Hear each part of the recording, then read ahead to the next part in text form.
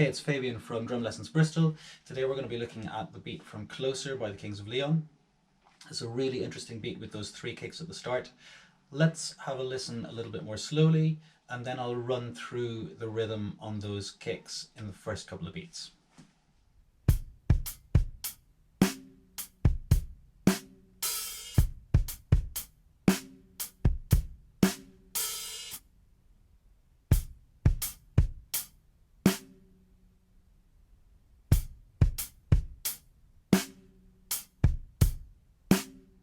Okay, I hope that was helpful.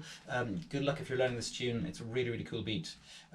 Check out my other videos and don't forget to subscribe. Let's finish off just by listening to the whole thing again.